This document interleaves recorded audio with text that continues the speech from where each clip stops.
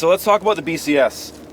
This is the primary machine tool for small farms, and some growers prefer certain implements over others. It just kind of depends where you want to do. I'm pretty sure on this farm the harrow is probably the most used implement, right? And so right now we've got the flail mower. What happens on the BCS that's really brilliant is that, kind of like on a small tractor, you might have a 3-point hitch on the back, and then you might have another mounting for an implement on the front. So the BCS, the handlebars slide around. So which one is it? This one? Yeah. So you can take off your, well, actually first let me explain a few things. So on a BCS, you've got the Pto Engagement.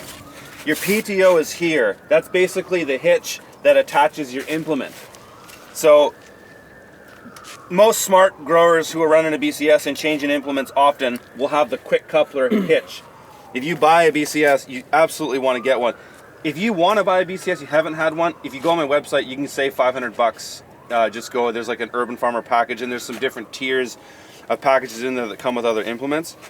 And so this one here engages the PTO. So when that's out, or is it this way? Yeah, this way. You can move the machine without the implement being engaged. These are your gears here. These on the side are wheel brakes. This is your emergency on and off. So if you're running this machine and you let go, it disengages. The engine will keep running, but it just won't run. So for any of you who want to try this, anytime you feel unsure, just take your hands off the handlebars. You don't have to worry about anything, just take your hands off the handlebars and then it'll stop. This is your differential wheel lock, which is a really cool thing on these machines. So what the differential wheel lock does is when you turn, each wheel compensates for the other, so you can do a perfect 180 point turn without inching over anywhere. So that's really handy on a farm like this where you don't want to run over other beds, right? You want to do really accurate turns. And then this red one here is your front and reverse. So we actually have the machine technically in reverse now because we're running it backwards, which is going to be forwards when we run the flail mower. So you switch that up. This is your throttle, just like any gas-powered engine. These two things are brakes for each wheel. So sometimes if you want to do really sharp turns, say you want to do a 180 turn one way, you can pull this brake and then run the engine, and it'll twist around without you having to maneuver it. The machine will actually do it for you. And then this is your this is to move the handlebars around, this one, and then this is your clutch. So that engages or disengages the PTO, or the machine to run it. So when you want to run this machine, you pull up your clutch, you pull down your, this is the opposite on mine. So you put down the safety, you do the clutch, and then when you let go like that, you move. So you'll stop, you'll move, you'll stop, you'll move. These machines are great too because there's all these adjustments, so for whoever's using it can easily adjust it for themselves, and you can lower the handlebars or raise them. I find when I run this machine, depending on the implement I'm doing, I'll change this quite often, especially like when I'm running forward, I'll bring my handlebars up so it's comfortable for me. And then when I want to lift it to turn around, I'll actually lower my handlebars to get a lower center of gravity so that I can lift using my back, opposed to if you're here, you're using your biceps and your shoulders, and it's a heavy machine.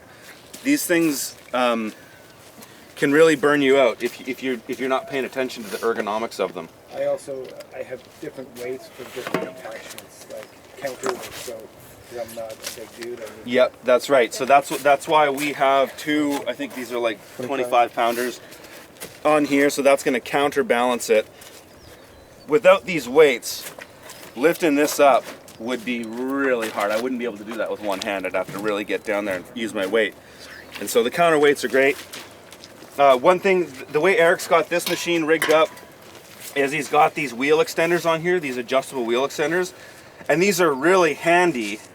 I have wheel extenders on mine, but my wheels are just permanently out in one place. But because they have 4 or 5 different implements they use here, Some prefer wheels further out than others, so that's why they have these. So they can relatively easy, just by putting a jack underneath, move the wheels in and out. It also, so he designed it, why there's 2 sets of pins, is you could put wheel weights on, Yep. and then slide those on to give you more traction. So you just slide, you could buy the same weights, slide those on there, and give yourself more traction. Yeah. So that's the basics of the machine. I mean, as far as the engine goes, you've got on and off. Is this no, this is pull start, right? Pull start. Yeah. So you can sometimes go electric start or pull start. I prefer the pull start. Starts every time. Yeah, it does. It starts every time.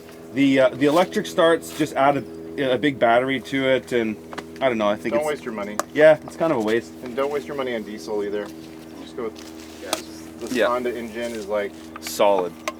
used for so many things, and so parts, and just and you're using so much or so little fuel anyways. That's it's just right. bulletproof. That's right. Yeah, 1 tank of gas on this will run this machine for a while.